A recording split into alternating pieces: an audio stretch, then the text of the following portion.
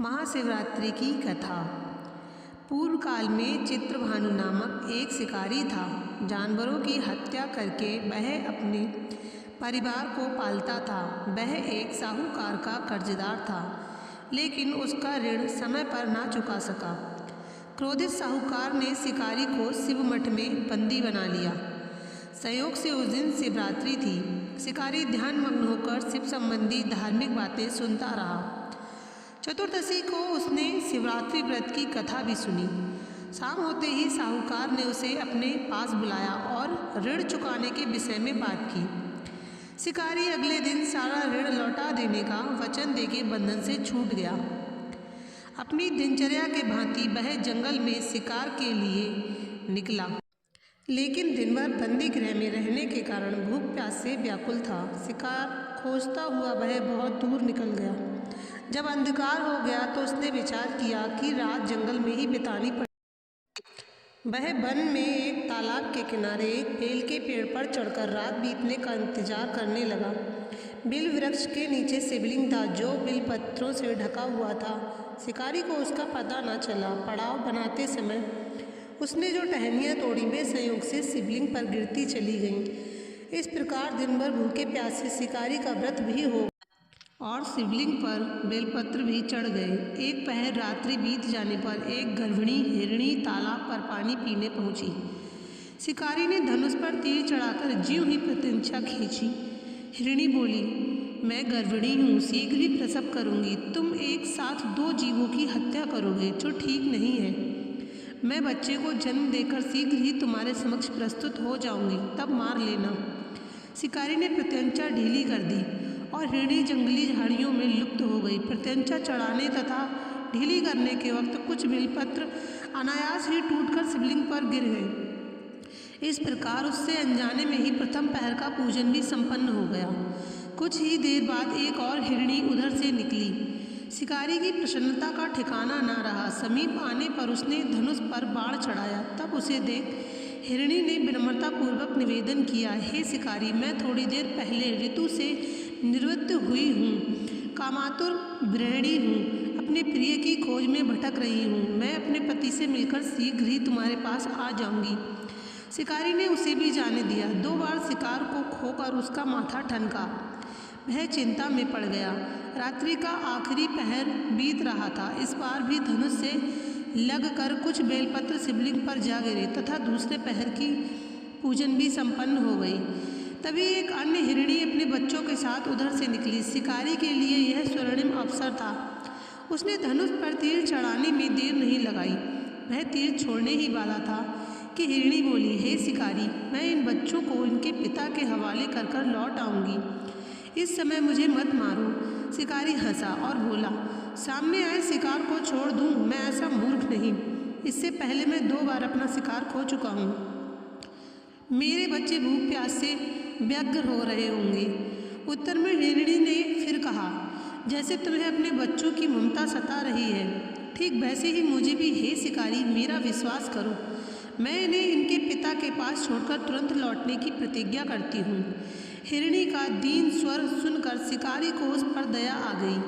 उसने उस मृगी को भी जाने दिया। शिकार के अभाव में तथा भूख प्यास से व्याकुल शिकारी अनजाने में ही बेल वृक्ष पर बैठा बेल पत्र तोड़ तोड़ कर नीचे फेंकता जा रहा था। पाँव फटने को हुई तो एक हष्टपुष्ट मृग उसी रास्ते पर आया। शिकारी ने सोच लिया कि इसका शिकार वह अवश्य करेगा। शिकारी की तनी प्रत्यंचा देखकर मृग विनीत स्वर में बोला, हे शिकारी, यदि तुमने मुझसे पूर्व आने वाली 3 मृगियों तथा छोटे छोटे बच्चों को मार डाला है तो मुझे भी मारने में विलंब ना करो, ताकि मुझे उनके वियोग में एक क्षण भी दुख न सहना पड़े। मैं उन हिरणियों का पति हूँ। यदि तुमने उन्हें जीवन दान दिया है तो मुझे भी कुछ क्षण का जीवन देने की कृपा करो। मैं उनसे मिलकर तुम्हारे समक्ष उपस्थित हो जाऊँगा। मृग की बात सुनते ही शिकारी के सामने पूरी रात का घटना चक्र घूम गया। उसने सारी कथा मृग को सुना दी। तब मृग ने कहा, मेरी तीनों पत्नियां जिस प्रकार प्रतिज्ञाबद्ध होकर गई हैं, मेरी मृत्यु से अपने धर्म का पालन नहीं कर पाएंगी। अतः जैसे तुमने उन्हें विश्वास पात्र मानकर छोड़ा है, वैसे ही मुझे भी जाने दो, मैं उन सबके साथ तुम्हारे सामने शीघ्र ही उपस्थित होता हूँ। शिकारी ने उसे भी जाने दिया। इस प्रकार प्रातः हो गई। उपवास, रात्रि जागरण तथा शिवलिंग पर बेलपत्र चढ़ने से अनजाने में ही शिवरात्रि की पूजा पूर्ण हो गई। पर अनजाने में ही की हुई पूजन का परिणाम उसे तत्काल मिला। शिकारी का हिंसक हृदय निर्मल हो गया, उसमें भगवत शक्ति का वास हो गया। थोड़ी ही देर बाद वह मृग सब परिवार शिकारी के समक्ष उपस्थित हो गया ताकि वह उनका शिकार कर सके। किंतु जंगली पशुओं की ऐसी सत्यता, सात्विकता एवं सामूहिक प्रेम भावना देखकर शिकारी को बड़ी ग्लानि हुई। उसने मृग परिवार को जीवन दान दे दिया। अनजाने में शिवरात्रि के व्रत का पालन करने पर भी शिकारी को मोक्ष की प्राप्ति हुई। जब मृत्यु काल में यमदूत उसके जीव को ले जाने आए तो शिवगणों ने उन्हें वापस भेज दिया तथा शिकारी को शिवलोक ले गए। शिव जी की कृपा से ही अपने इस जन्म में राजा चित्रभानु अपने पिछले जन्म को याद रख पाए तथा महाशिवरात्रि के महत्व को जानकर उसका अगले जन्म में भी पालन कर पाए।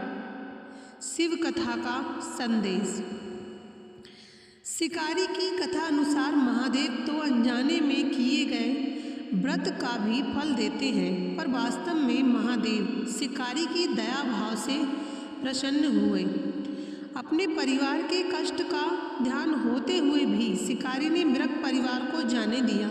यह करुणा ही वस्तुतः उस शिकारी को उन पंडित एवं पुजारियों से उत्कृष्ट बना देती है जो कि सिर्फ रात्रि जागरण, उपवास एवं दूध, दही एवं बेलपत्र आदि द्वारा शिव को प्रसन्न कर लेना चाहते हैं।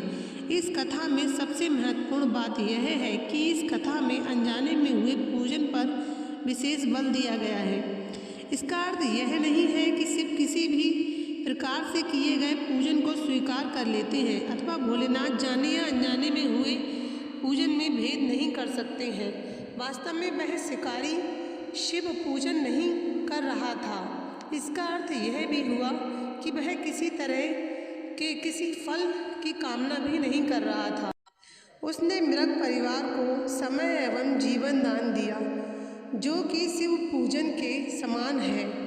शिव का अर्थ ही कल्याण होता है। उन निरीह प्राणियों का कल्याण करने के कारण ही वह शिव तत्व को जान पाया तथा उसका शिव से साक्षात्कार हुआ। परोपकार करने के लिए महाशिवरात्रि का दिवस होना भी आवश्यक नहीं है। पुराण में 4 प्रकार के शिवरात्रि पूजन का वर्णन है।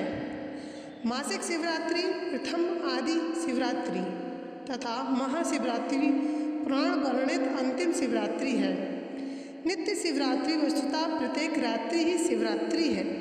अगर हम उन परम कल्याणकारी आशुतोष भगवान में स्वयं को लीन कर दें तथा कल्याण मार्ग का अनुसरण करें, वही शिवरात्रि का सच्चा व्रत है।